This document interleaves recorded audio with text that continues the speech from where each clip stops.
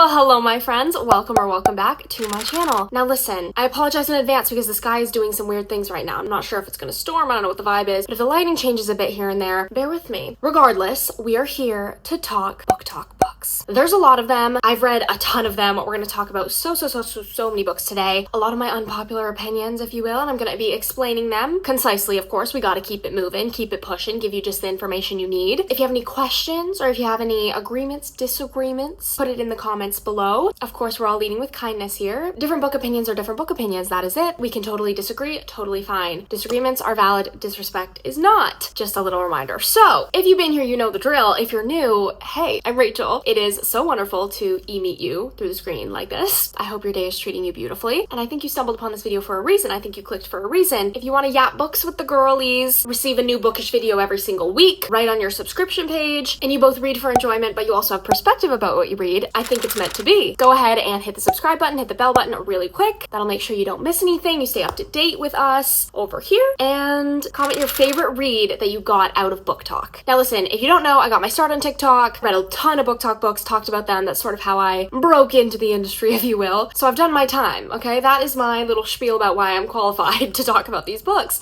All the links you need are in the description. If you don't follow me on TikTok, go join the community over there. Let's yap over there. Let's yap on Bookstagram as well. All the bookish media spaces. Let's be friends. Now that that's out of the way, the light is changing again. It's really dark. Also, my neighbor is playing the saxophone. I don't know if you can hear. Anyways, moving on. I've got my list of booktok books here on my phone, and we're just gonna jump on in. Let's chat. Now listen, we're gonna start with a fan favorite when it comes to discourse on booktok, and that is Colleen Hoover. I've only read a few of them, okay? So we're gonna talk about the few that I have read. Oh, also quick mention, I'm gonna be doing no spoilers, so if you want any in-depth explanation or response that I can't say out loud, you know, because it would spoil a book, just let me know, and we can chat, we can private message, we can do all the things. Just throw a little comment down below and we'll chat. Also, do not put spoilers in the comments, please, for our friends who haven't read these books yet. And if you must, just put a little warning. Just put a little, you know, red alarm blare, spoilers coming, sort of warning. So let's get into it. November 9th by Colleen Hoover. I don't even have words for the fuckery that is this novel, okay? If you don't know, we follow Fallon and Ben and their love story. They meet when Fallon and her dad are in a restaurant, just eating, whatever, and they're not really getting along, and then Ben kind of jumps in, pretends to be her boyfriend. It's a whole thing. So he kind of just like weasels his way into her life, and he knows things about her past and about her trauma that she doesn't know, and then proceeds to see her on November 9th every year without her knowing. Manipulates her, emotionally abuses her, physically abuses her too. A lot of it is giving non-consenty vibes, and just like worships her in a way that is disgusting based on the information that we know that she does not know. Okay? That's all I'm gonna say about that. Is that romance based on what I just said to you? No. And yet it's romanticized. We're supposed to admire these two characters. We're supposed to think he's an angel fallen to earth. Like, he is disgusting in my humble opinion, if you will. Clearly I'm passionate about this opinion, okay? I just think it's disgusting for all of those reasons. So if you didn't already get the gist from that synopsis, it's a no for me. It's an absolute no. I think that book is everything that's wrong with the romance genre of today, and I don't think there's a lot of things wrong with it, okay? I'm not one of those people who's like, romance is ruining literature. That kind of romance is ruining any sort of progress we've made in the feminist department. Anyways, you get the gist. I can't stand this book. It's a no. On the other hand, I've also read Verity and It Ends With Us, and for these books, I would say yes. Now listen, the prose, not awesome. Not good writing. However, these are great intro books, I think. I mean, like, It Ends With Us speaks for itself. It got thousands, if not more, people into reading in like 2020, 2021 sort of time, and served as a huge catalyst for the surge in reading that we saw around that time, and like even to today. So I love a book that makes people read, or like gets people back into reading, or helps them like refine that joy for reading. I think that's a beautiful, beautiful, beautiful thing. However, once we read those and we're like, ooh, we like reading again, let's read some better quality stuff. Yes, that's all. For context, Verity is a psychological thriller. It's about a struggling author who's hired to finish books of a more known author, and this more known author is very mysterious. We're not quite sure what's going on with her. It's very eerie. The twist at the very end will get you. It got me, okay, and I can usually predict a lot of things. I did read it years ago, so maybe if I read it again, it wouldn't be as jarring to me, because I have read a lot of thrillers since that, but still think it's worth the time, because it also is very fast-paced. Very fast-paced. You can read it in one day. And then I don't even think I need to do a synopsis for It Ends With Us. The movie is out now. It's a whole thing. I think that one's worth it. Leave the movie out of it. Let's just pretend that debacle never happened. But when it comes to the book, it's about overcoming. It is a great representation of the vicious cycle that people get in when it comes to abuse. abuse. And a lot of people always say, like, why didn't you just leave? Why didn't you just... You can't explain it in any sort of words that people understand. If you haven't gone through it, you haven't gone through it. And I think that this book is like as close as you can get to understanding it from that perspective and from being in it. So for that, I think it's a really beautiful thing. I think it's a great way to raise awareness, and it's a very eye-opening novel. Again, read it years ago, so it might not be as eye-opening now as it was for me years ago, but I still think it's worth your time. So those are yeses for me. To be clear, would I ever read another Colleen Hoover novel in my life? Probably not. If I were to, it would be Ugly Love, just because I'm nosy and I need to know and I want to know. Next up, we have TJ Klune. I just gave away my answer with saying that. The House in the Cerulean Sea by TJ Klune. Yes, this is just such a beautiful magical realism novel. It's about this orphanage of creatures who are sort of misfits in their own right, who you just grow to love. There's a little juicy LGBTQ romance in there, because it follows Linus, who works for the magical department of magic. I don't remember what it's called. The department in charge of magical youth, Daikomi, if you will. He's like a caseworker. He gets sent to this island where the orphanage is and basically has to report back, like, are they dangerous to society? You get the gist. It is both like cozy, fun, fluffy, lovable novel, but also like a critique of class systems, discrimination, homophobia, all of these things. So I really appreciate that about this novel, and it's a yes. It's a yes from me. Next up, we have ACOTAR. I'm not even going to start to explain what this is about. You already know. I know you already know. Listen, the first book, it's a no. It's a no. It's a no. The first book isn't good. Y'all, every time I think about this book, all I can think about is the answer to that goddamn riddle. I thought long and hard about that. I did not need to. That was like a comical part of that book. I actually laughed out loud when I found it. I was like, you're kidding. Yeah, it's not good. It is sort of like a Beauty and the Beast retelling. I think that's a terrible way to explain it, just because it's a lot of things. Fairy tale is really not like fairy tale, maybe. It's really not the way to describe it. Anyways, the rest of the series, yes. Sorry, it's a yes. I will say the 5th book did not do it for me. If that one could be just like deleted from the series, good vibes. There are a few details in the 5th book, to be fair, that I did love and that were needed and whatever. It did not hit for me, okay? That's a whole thing. So overall, the series is a yes from me, just to be clear. However, if you're only gonna read the 1st book, don't even bother, because no, you have to commit. Finish the 2nd book and then decide you don't like it, okay? You won't, I promise. Moving on, Fourth Wing. You already know, but this book is set at a war academy. Specifically, we focus on the dragon riding quadrant. There's 4 quadrants: scribes, infantry, dragons, riders, and healers.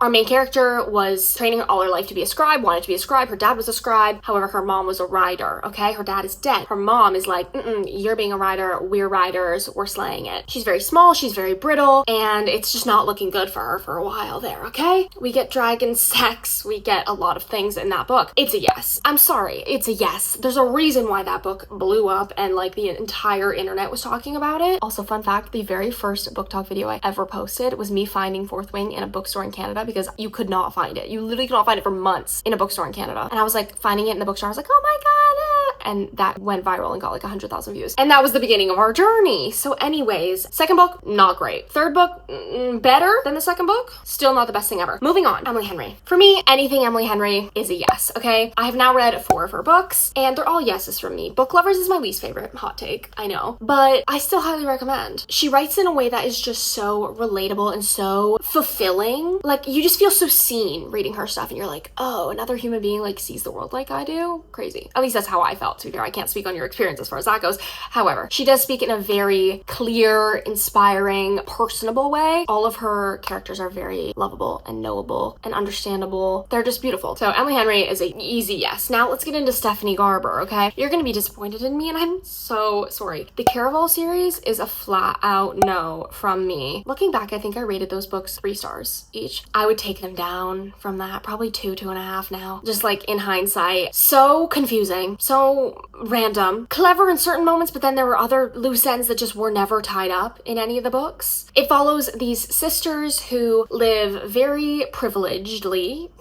and they like leave their island and their dad's all mad about it. This is a terrible way to explain this book. But they want to like participate in this game that they've been told stories about since childhood, and they were like weren't sure it was real. And one of the sisters has been like writing to the leader of this game ever since she was a kid, like wanting to be a part of it. And finally she gets a response. She ends up in this game. It gets scary, it gets weird, and it's a fun read while you're reading it, but it also is like, what in the hell is going on? Like, you feel a little loopy the entire time you're reading the book. Like, I've never been high before, but like, I feel like reading that book is what being high would feel like. So anyways, all that to say, those books are a no from me. Moving on to the Binding 13 series. Now, again, a little bit of an unpopular opinion. I don't think it's as good as everybody says it is. I think it's a little overhyped. Didn't love the first 2 books. 3rd book was great. 4th book was beautiful, wonderful, stunning, 6 stars. And then the 5th and the 6th books were just not it. So do with that what you will. I do think it's worth the anguish to get to the 4th book. I don't know if I would continue after that. Releasing 10 was inconsistent, made no sense, not grounded, all over the place, not even logistically sensical. Like, there were points where she was like, it's been 40 days since this, but I would like look at the date that they said it happened on, and that was like 20 days ago. Like, it was just like, what? That could have used a few rounds of editing, if you will, or a few more. So anyway, all that to say, it's a maybe from me. I think the 4th book is so worth it. It's just a matter of getting there. I didn't even explain what these books are about, but basically they're set in Ireland. These very lovable, personable characters, heavy on the characters. They're so distinct and so all over the place, which is something that I actually really liked about them. There's 2 different schools that some of them go to. It's ultimately about the romances, the kind of like flip-flops between the different romances and relationships that are going on. I would say the main themes are like trauma and abuse.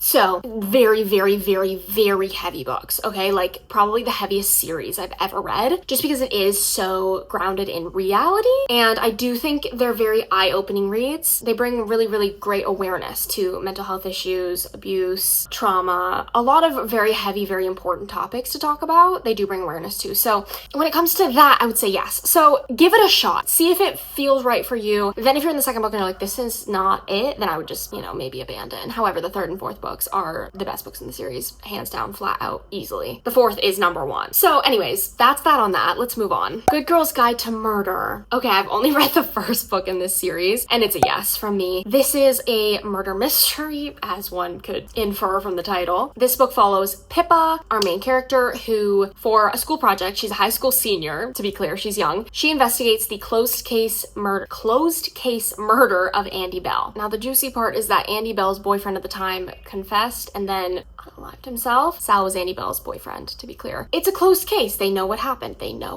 Right? Okay. You get it. So anyway, our main character, Pippa, teams up with Sal's brother to kind of like prove it wrong and like find out what actually happened. It is a page turner, another one that you can read in a couple hours. So worth it, so fun, and will have you sat. Moving on to Rebecca Ross, my girl. Divine Rivals and Ruthless Vows. Now, there's a lot of discourse about these books as well. I don't really know why, because I think people who complain about these books don't understand what these books are about. When people are like, oh, the magic system isn't complex enough, it's not about the magic system. You do not read Divine Rivals for the magic system. It's magical realism, to be fair. We're set in World War I-esque sort of vibe. It's about 2 journalists, Iris and Roman, and they're competing. We have a little soft enemies to lovers, okay? I would say rivals to lovers. Rivals to lovers is a great way to actually describe it. They exchange letters mysteriously without knowing it through like a dresser with these enchanted typewriters. That is beautiful. That is already romantic within itself, which is why I say people don't understand what this book is about. This book is about the prose. It is beautifully written, stunningly laid out. Divine Rivals is a resounding yes from me. It is a masterpiece. Ruthless Vows, on the other hand, a lot of nothing until there's a lot of something. The ending was good. I can't get behind it. So anyway, the 1st book, yes. The 2nd book, I would recommend just because like you get to finish the duology. It's only a duology. It's not a huge commitment, but it's not that good. Anyways, moving on. Another hot take, Things We Never Got Over by Lucy Score. This is the only Lucy Score book I have read and will forever be the only Lucy Score book I will ever read, okay? This book ain't it. It's sort of similar to the November 9th problem I had, but on like a bit of a smaller scale. So in this book, we follow Naomi, who is a runaway bride and shows up in this town where she's trying to rescue her sister, who is kind of all over the place and a bit wild, who we find out has also run away somewhere else and has left her child. So this 11-year-old niece of hers, she must now care for. She takes help from Knox Morgan. And this is where we go wrong, okay? I was sad until we got to Knox Morgan. Knox Morgan is awful. He like buys her in a way, gives her all these gifts, talks to her like she's the scum under his shoe. And like, I understand the whole like big brooding thing that people love. I'm not super into that. However, he wasn't grumpy. He was an asshole. At one point, he called her his leftovers. He called her his leftovers. He tries to buy her with money, he objectifies her, he talks to her like she's shit. It's all bad. It's all bad. That's not love. That's not love. And I hate that we romanticize that. Terrible. I will never get behind Knox Morgan. If you loved it, I understand he like stepped in and saved the day at the end. I'm gonna need you to lock the fuck in for 1 second. Please, my girl. Please, my girl. I want to pull you back to safety because that is not romance. Okay? We have to take into account all of the behavior, not just the one good moment or 2 good moments, you know? Ugh. It's a no from me. So anyway, I'll get off my high horse now. Moving on. Let's talk Allie Hazelwood, shall we? I didn't realize how torn I was until I was writing these notes about her books, and I'm kind of upset about it because I would usually say Allie Hazelwood is a yes from me. However, with recent installments, it's become very, very mixed reviews from me. So let's talk about it. Check and Mate. It's advertised as YA. It's not YA. There's a lot more physical stuff in there than I would say should be in a YA book. This book follows Mallory Greenleaf and Nolan Sawyer. Nolan Sawyer's like the chess champ, okay? Like unbeatable sort of vibe. Mallory comes in and beats him. Girl boss. And so he's like intrigued, like what the hell, where'd this girl come from? She just like learned from her dad and then like entered this tournament on sort of a whim to like try to help her sick mom and sister, and then like won it. And he's like, what? And she's like, slay. But she's like traumatized about the whole chess thing, and she's like, I just can't do it again, right? We follow that. We follow the two of them meeting, falling for each other, the whole bit. It's beautiful. I love it. It's a quick read. I just thought it was so endearing, so it's a yes from me. Now on the other hand, we have Bride. I only got like halfway through this book before I DNF'd it. I did not care one bit. This is about Misery Lark. Yes, her name is Misery. And she gets put into this whole like werewolf community basically as like a peace offering. There's a vampire and werewolf territory and then a werewolf and vampire territory to sort of like hold against the other. That as a premise is like, girl, be so freaking for real with me right now. But Misery is the whole time trying to figure out this mystery about where her best friend's gone. Oh, also might I add, Misery's not just in werewolf territory, she's married to like their alpha. It's a whole, it's just not my thing. It's just not my thing. So it's a no. It was boring. I didn't care. Even with the mystery surrounding Serena, who's the best friend, and just not interesting, not captivating, kind of choppy to read. It was not a good experience for me, so it's a no. Then again, on the other hand, Love Hypothesis is a yes from me, okay? This book follows Olive Smith, who is a PhD student, and her professor, Adam Carlson. Her best friend's like, girl, you spend too much time doing science, and you gotta get out and date, and you're not over your ex. And she's like, I'm over my ex. And then Adam happens to be there, and she's like, look, this is Adam. See, I'm over my ex. This is a new man.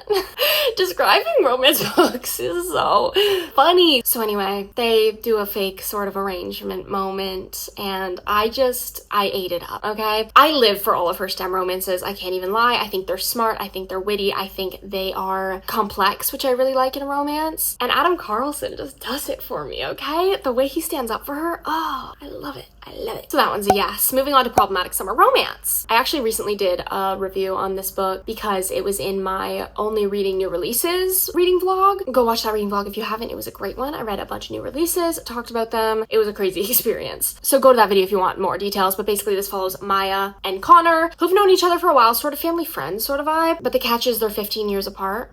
And like he like cared for her when she was a child. They're at this destination wedding, and to be clear, this is in the same interconnected universe as Not in Love by Allie Hazelwood, which I'll talk about in a second. But like no emotional depth, very physical, still weird. Like I get that we're like trying to play into the age gap is not weird because we're dismantling all the reasons why it would be weird. Didn't do it for me. Sorry, it's a no. Moving on, Love on the Brain. Again, STEM romance. This book was so interesting. It follows Bee and her rival, Levi, of course, had to be her rival, in this high-stakes NASA project, which was so interesting to read about and wasn't like hard to understand. I was worried because I was like, oh gosh, how many like sciencey terms are there gonna be? And it's not bad. That's a huge reason why I love her writing, because it's just so accessible regardless of your STEM knowledge. And also she writes some of the best epilogues in my opinion. They always add to the story. It's never the like, and happily ever after they get married and have babies sort of vibe, you know? They're deeper than that, which I love. So this one is a yes from me. And last but not least, the last book I've read by Allie Hazelwood, I already mentioned it, Not in Love. Same vibe as Problematic Summer Romance. Physical romance. Also very not memorable. Too many characters and like relationships that I was like, what? Yeah, it didn't do it for me. Not enough emotional depth. Just not for me. So it's a no. Next up, R.F. Kuang. Yellowface and Babel are the only two that I've read by her. These are both yeses. I will say Yellowface is a much easier, more accessible read, just because Babel takes a lot of brain power to read, in my opinion. You will be looking up words. If you want to like have the full experience of the book, which I always do, I always look up like every single word that I don't know. I can't not do it. It's just the way that I am. So that is a thing for Babel. So you kind of do have to be in the mindset of like, I'm reading this to expand my brain and my understanding of the world. Yellowface, on the other hand, also does that, but in a very psychological thriller, page-turny, accessible sort of way. So different vibes, both yeses. So good. I'm not going to say anything about Yellowface other than it's about this white author who is not as successful as one of her friends, who is an Asian author who traumatically dies in the very beginning of the book while they're together. It's a very wild scene. So the Asian author dies, and then her friend sees that she has an unpublished manuscript on her table and steals it and uses that work as her own. It's a lot. It's icky. It makes you embarrassed for the characters in it. It teaches you a lot about the publishing industry, literature as a whole, the industry, also the process of writing. It dives into race relations, morality. It's just very juicy and very deep and very thought-provoking, and I loved it. And it's jarring and scary. Like, I remember like locking my doors after I read it because I was like, I'm scared. It's one of the most unique novels that I've ever read. So anyway, these are both yeses from me. R.F. Kuang, you're a genius. Next up, let's talk Frida McFadden, okay? So I've read quite a few of her psychological thrillers. The Housemaid is probably the one that like really blew up on TikTok. I've only read the first 2 books in the series. First book, so worth it. Second book, not as much.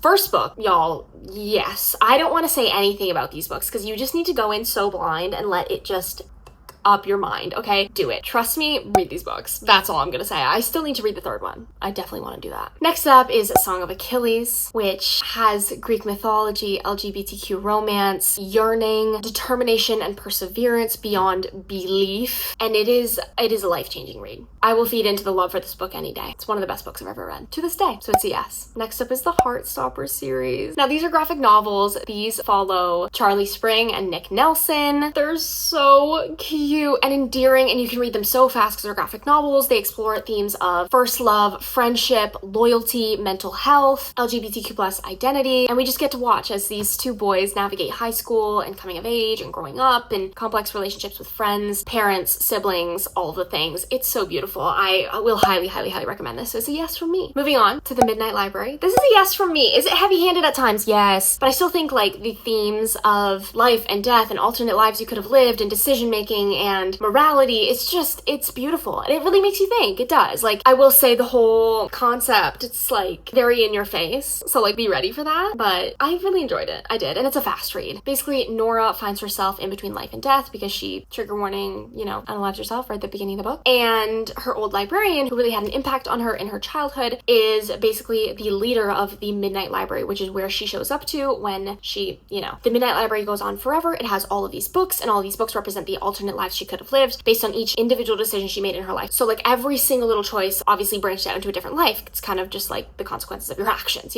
Obviously there's tons of them. She tries out multiple of them, ultimately has to figure out whether she could have lived a better life or what her problem is in her life. Very endearing, very cozy read. I really enjoyed it. So it's a yes from me. Next up is Don't Let Her Stay by Nicholas Sanders. Now, this one is a no from me. So this is about a new mother, Joanne. She's really grappling with feeling isolated and lonely and sort of off kilter when Chloe, her husband's estranged daughter, moves in with them. She feels like she can't trust Chloe at all, is nervous to like leave Chloe with the baby. Strange things start to happen. You start to wonder about people's sanity and things. It sounds very interesting. It really wasn't, to be honest. When I read it, it was underwhelming at best, so it's a no from me. Moving on to The Love Wager. This is a maybe. This is like self-explanatory from the title. Our FMC and MMC are both single and trying to find partners, but the dating scene is just diabolical. And so they put on this wager. They're like, whoever can find a partner first wins. And then also part of the wager is they have to meet up weekly to discuss the dates they had or potential things that they had. So naturally, it's a fake dating moment again. It's really cutesy. It's really fun to read. It's fast paced. It just is not groundbreaking. Like there's still a lot better romances out there. So it's a maybe from me. Next up, let's talk about TJR real quick. Malibu Rising. Sorry, but it's a no. This book is depressing in a way that is unproductive, in my opinion. I just didn't get anything out of it, and I just felt terrible the entire time. It was also grueling the way the novel was written. It was like hour by hour on like one night. It's about these 4 surfer siblings who throw this like end of summer annual party that's like has huge celebrities and stuff come. It's a whole thing. Secrets are uncovered, things are discovered, but the whole time we are reminiscing on Mick Riva, who is their dad, who was a pop star but who was also like absent in their life. So it's very dark, depressing. It's not long, but it felt long, which is like never a good sign, So that one's a no from me. Moving on to Daisy Jones and the Six. I'm sure you've heard many